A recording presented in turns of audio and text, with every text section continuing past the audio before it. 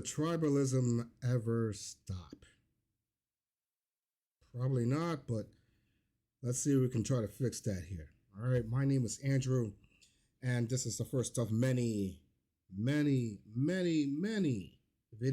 to come in the future as part of the Circled Square podcast here on YouTube. And if you like what you see, like, subscribe, and of course, I like all of your comments because I want to communicate with each and every one of you, and also find me on Twitter where I'll be talking BS over there. So, WWE versus AEW. This is like the equivalent to the Cold War.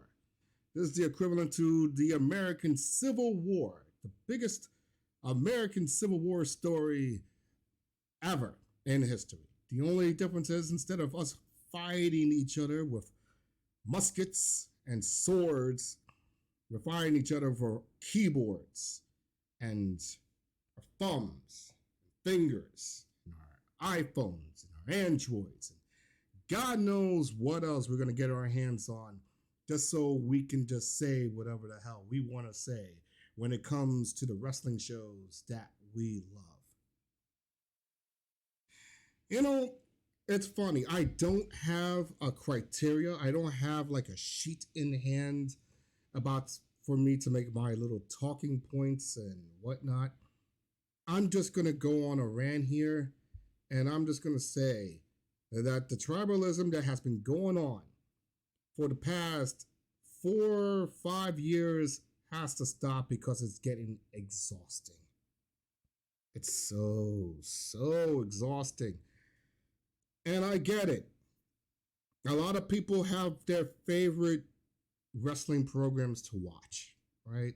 You're going to have a lot of people loving the WWE. You're going to have a lot of people loving AEW. That's what it is. People are going to watch what they like to watch, and that's good. We are in the renaissance of having the greatest content of professional wrestling ever. Not since probably around 2010 when CM Punk made his infamous pipe bomb have we ever seen exciting television. Not since the days of the Monday Night Wars when you had the NWO, which is now the Bloodline in the WWE, and the new Attitude Era kicking off, which is AEW, as it is right now. There has never been a better time to be a wrestling fan. Except when you go online and you see the podcasters from Jim Cornette to Eric Bischoff to other known sites like Wrestle Talk or Dave Meltzer, Disco Inferno, Bully Ray, Busted Open Radio. You name it, you have it. There's always an abundance of garbage on YouTube. And then you go either deeper into the cesspool of hatred and disgustingness, which is the X, or I like to say Twitter, the tweeters. And I hear everything. I've seen the screenshots of... Let me just say this. Years ago, we were never talking about lack of ticket sales. We were never even talking about ratings. We were never even talking about shirt merchandises. That was non-existent. All we want was a great wrestling show. All we want was fantastic wrestling. All we want is to be in a community and just enjoy wrestling. How great would this be if now we could talk about a segment that happened on Raw and still be excited for what's going to happen in AEW tonight? That doesn't seem to happen anymore. No, nowadays, people like you, and you know who you are, you want to come on Twitter, you want to come on your little podcast, and you want to tell people, I don't want you watching this because it's garbage, watch this instead. Or, I like this one. I wish AEW dies just so that we can be able to watch blah, blah, blah together. You know, a lot of bullshit. A lot of bullshit. And I am disgusted about this. I really am. I really am because I want to enjoy watching wrestling and discussing wrestling with a lot of people. But I have come to the realization that maybe I shouldn't be a wrestling fan, right? Because it seems like the type of people who argues about this all the time are brain dead idiots. Listen, I'll admit it. In the past, I was guilty of being one of those idiots. I will say things that in reality I would never have said it. But I said it because I wanted to prove a point or because I don't like a person.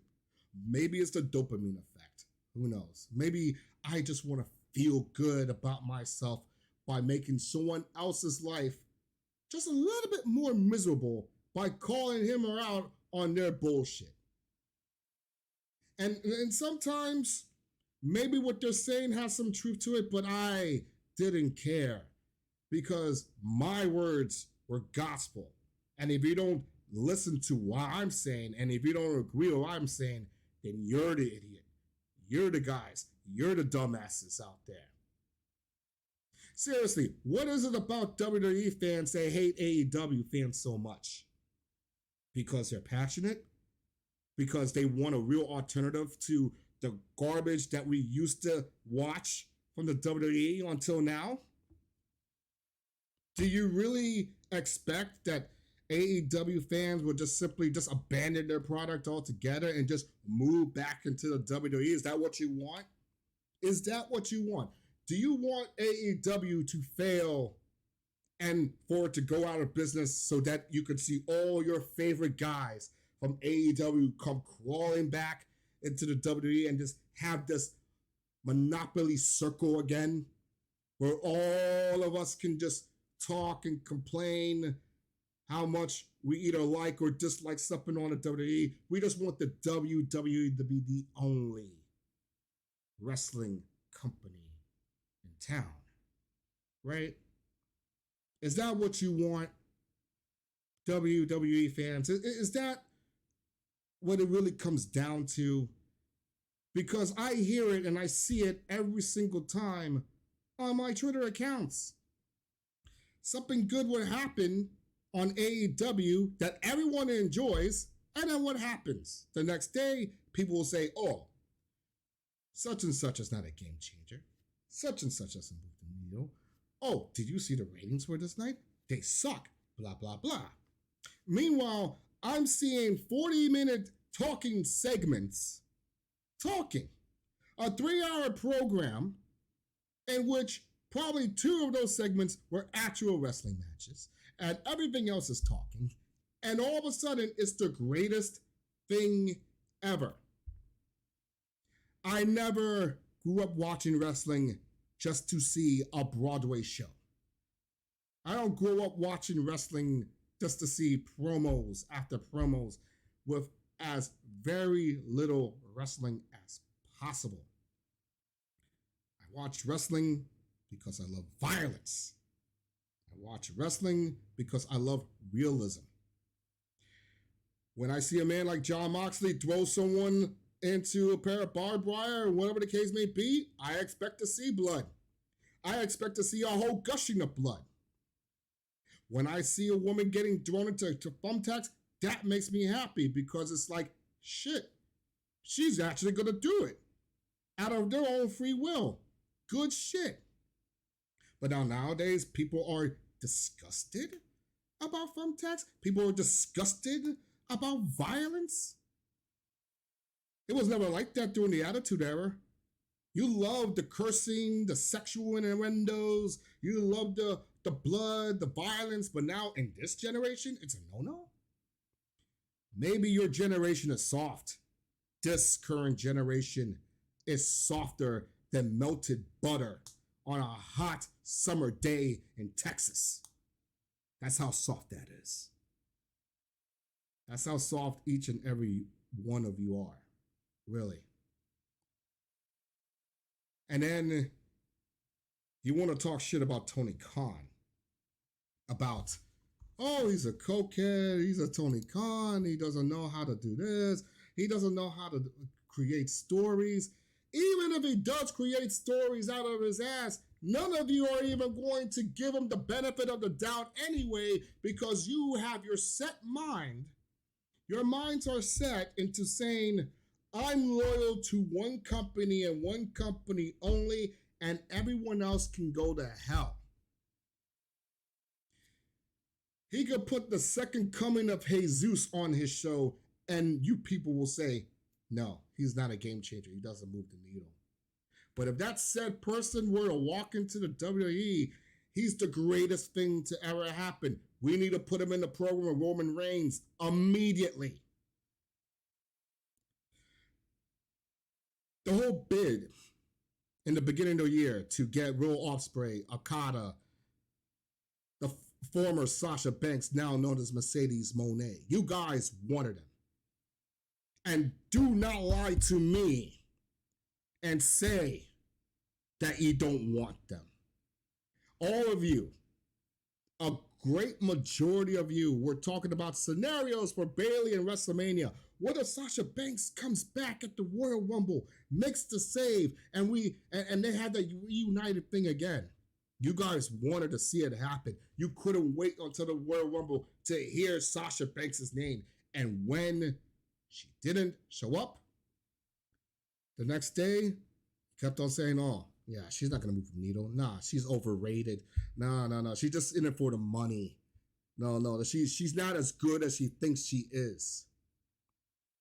You're sad. You were crying deep inside. You want to pretend that you didn't care, but then you didn't. CM Punk. Oh, God. You know what? I'm going to have to make another video about CM Punk because everything that he does is just completely ridiculous out there. Now, for the record, I'm happy where he is right now. I'm happy that he is in the WWE. I'm happy he's getting a paycheck. I'm happy he's still doing what he loves. All right? But man, oh man, the CM Punk that I used to grow up watching in 2010, I mean, he was a different type of cat. He wanted change. He wanted a renaissance of wrestling to happen. The CM Punk now, it's true to say, if he's not the star, if he's not taking control of everything, he wanted to use AEW. He wanted a Hulk Hogan himself into superstar status in AEW. And he was going to bring all of his Punk fans in Chicago and all over the world alongside with him. And if anything happened to Punk, even though he was the one who orchestrated all that shit, he will make damn sure that every podcast and whatever knows that it wasn't his fault. He was the victim in all this, and everyone else were the evil men. Really? You talk shit about your former best friend. You talk shit about Heyman Adam Page. You talk shit about everyone out there, and you just expect that everyone was going to fall in line with you. That doesn't happen that way. I don't care if you like CM Punk or not. An asshole is always going to be an asshole, and I do not like assholes. I appreciate what he has done for the business, but he is an asshole. But we're not going to talk about CM Punk because, quite frankly, that is a lot of material that we will have to discuss about when it comes to CM Punk. I want to focus mainly on why is it AEW fans and WWE fans cannot join forces together and just tell these companies we want a Forbidden Door type pay-per-view. AJ Styles came out and saying that he wants more people to come to the WWE, that things are different now without Vince McMahon. They should not be afraid to sign with the WWE. You can tell that he was heartbroken that Okada and Ospreay did not sign with the WWE. And then listen, on all accounts, I respect AJ Styles. He is one of the greatest in-ring workers of our modern of the century. Basically, he is what he is. He is truly phenomenal for a reason. Truly phenomenal for a reason. And quite frankly, it's just come to the fact that in his later years, and he is getting up there in age, it's very apparent he is bored. The man is bored. The poor man is bored to death. He wants new competition. He wants basically new challengers. He wants new challengers. And he can't seem to get any new challengers because, for all things considered, Triple H is having a very bad time luring any superstar talent into the WWE. And why do you think it's that? Why do you think that a lot of the wrestlers are signing on to AEW instead of the WWE? And I think it comes down to the aspect that they don't respect them. The WWE as a whole do not respect these wrestlers who have worked their asses off from the early stages of their indie years to New Japan to what they are right now. Take a guy like Okada, for instance, multiple time New Japan champion. And look, New Japan, in terms of fighting style, are miles ahead of the WWE. You want to sit here on, and here's another thing about WWE fans I cannot understand here. They don't sell, right? That's your little selling point, guys. Oh, these people in AEW or New Japan, they don't sell. Well, maybe they show more toughness than the people in the WWE. I don't give a shit if they don't sell. They are selling. Those things hurt. None of you, any of you, would ever take a stiff forearm shot into the face and yet and think that you can't handle it. You can't. Do you know how much training, sacrifice, and work it goes with these individuals to deal with the stiff shots every day? You want to worry about concussion, whatever. Listen, I am not here to watch a wrestling program that looks like a choreographed Broadway show. No, I want to see them hurt. That's realism. I want to see them take a stiff shot and then give them back to them.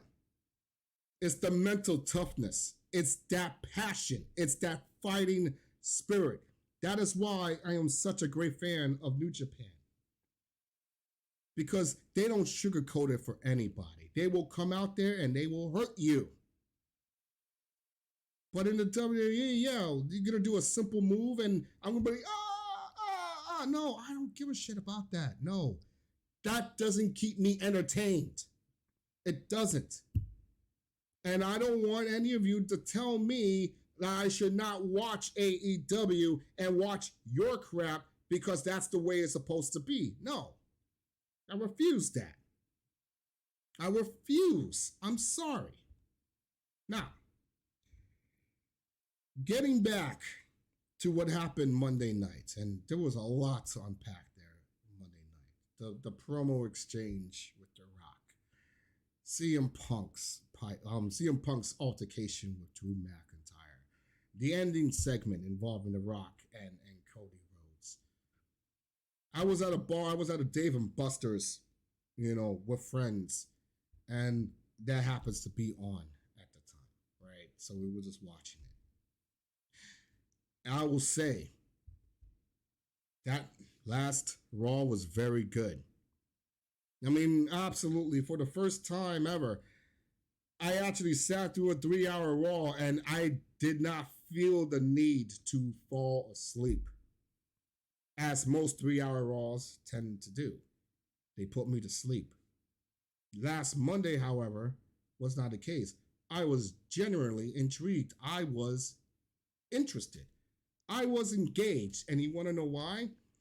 Because it felt more like AEW. That's why. It felt more raw, minus the pun. It felt like they were more themselves and they're not playing a character. They showed a little bit of realism out here. And I like that. I like that. This is completely different from the Vince McMahon ways of production out there. Now, will they continue on this trend, or is it only temporary because it's WrestleMania season? Because let's face it, anyone who follows WrestleMania, you know, they know that they can be a little bit edgier on that road to WrestleMania. That they find ways to sort of push the envelope per se, to make the selling point to buying WrestleMania such a bigger deal. Even though the majority of fans are just gonna watch it for free on Peacock. So, but just don't sit here and tell me that you will not enjoy a match between Will Ospreay and Bryan Danielson, two of the most technically sound competitors in the wrestling world. They have built their craft from they were small. I respect hard workers. I respect the workhorses of pro wrestling and how they captivate the audience with their athleticism and with their style. And you want to shit on them because they're AEW? How dare you? Because if you've seen that same match, if you've seen that same brutality in the WWE, you will say it's the greatest ever. I know I sound like a man who is all pro AEW and hating everything about the WWE, when in reality it's just, I love both companies and I love what they're doing and I love what they're bringing out, but the fandom needs to stop. And it's every time I go online on Twitter and Facebook, it's always the WWE fans wanting to start shit. It's always been them. And they pretend, you guys, you know who you are, you guys pretend to be victims whenever AEW fans make a valid point. And then you want to pretend it's not about the ratings, it's not about anyone. If it doesn't fit your narrative, you're on the defense. But if it works in your favor, you will hammer it over and over and over and over again to the point that it gets exhausting. And I just want to know why. Why you feel the need to do that. Because it's definitely not because of AEW fans. It's not. They have never started this. None of these people have started this. Triple H did. Vince McMahon did. Go back to 2019 when NXT was on the WWE network. All Out was being featured. You know what they did? They moved their pay-per-view on the same day as All Out so they could compete with them. They started the war. Vince McMahon took NXT out of the WWE network, which, by the way, was the greatest thing that ever happened to streaming services, and it pisses me off that they got rid of it. And they put them on the USA Network just so they could compete for ratings. They did that shit. They did that. So don't come out here and say that AEW and AEW fans were the ones who started war. No, they never did. They never did. You want to talk about Cody Rhodes breaking Triple H's throne? That was a Cody and Triple H situation. That has nothing to do with the WWE. But you want to complain about that? It's because Triple H never valued Cody Rhodes as the guy. He never valued him as the guy who will carry the company off his back. And it seems to me now that I could be right about this, because we're 2 weeks away from WrestleMania. And it seems to me that Cody Rhodes isn't looking like he's going to win the title anytime soon, now is he? It seems like the whole Bloodline Rock situation is going to continue on for a very, very long time here. And rightfully so. And that's another video I have to discuss later on, maybe a week before WrestleMania. We'll have to take a look at that. But the fact of the matter is this: how great would it be for AJ Styles, for Nakamura, for Kevin Owens, for all those guys, if they can have a joint pay-per-view so they can finally wrestle the stars of AEW. Imagine AJ Styles versus Kenny Omega. Imagine Finn Balor versus Jay White. Imagine Kevin Owens and the Young Bucks interacting with each other again. As a matter of fact, Kevin Owens, Sami Zayn versus the Young Bucks, a PWG reunion battle. My God, that is money right there. That will be beautiful.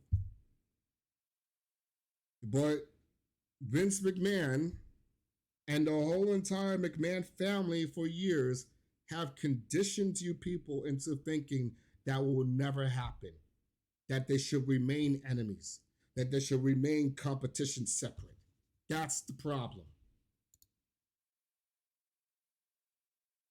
That's the big problem. The big problem is that Vince McMahon and the entire brass want you to think that AEW is a complete enemy and we should never do business with them. Meanwhile, what is Tony Khan doing? He's making deals with New Japan. He's making deals with CMLL. He's trying to make deals all over.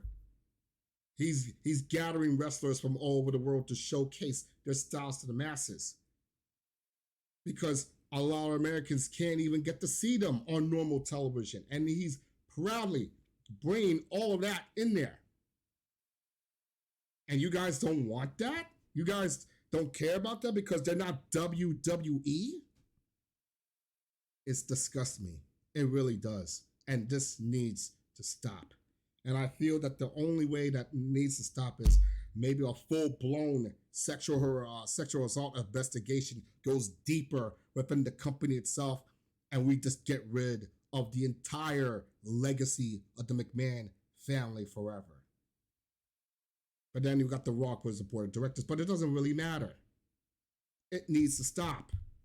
That stigma needs to go away. It has to. It needs to end. That's the true bottom line here. Pro wrestling as a whole cannot move forward until we remove the stigma and the stink from the McMahons and from the Cornettes of the world. Because let's be honest, Cornette is a very petty ass bastard. And the fact that the Bucks and Omega refused to shake his hand or whatever on a random ROH show, whatever the case may be, and to this day shows a ton of pettiness for it, it's disgusting. And he is the sole reason why a lot of great wrestling fans are now saying, oh, I don't like AEW because of this and that. And you could tell they are a Jim Cornette fan when they say things like Twinkle Toes or Cucamonga Kids, Bikini, or whatever the crap they want to spell, or Pockets. Orange Cassidy is one of the most dedicated hard workers in AEW, but because you don't like his size, he's not a player. He's not a big time wrestler. How dare you? How dare you? None of you have the condition like Orange Cassidy does, and you want to shit on him. How dare you? So, what happens here? All right. Because I know you're going to call me out on my bullshit. You're going to just say whatever crap you want to say on your mind. I invite that. I invite that completely. I want your comments. I want your likes, your dislikes. I want your subscriptions. I want them all. I want to continue on doing this. I want to see where we can find some common ground in this.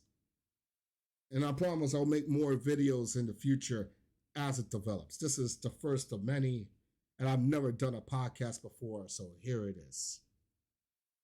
So, that is my rant. It's almost 30 minutes about this shit, so I love that. So, all I can say is you take care of yourself. Until next time, peace, love.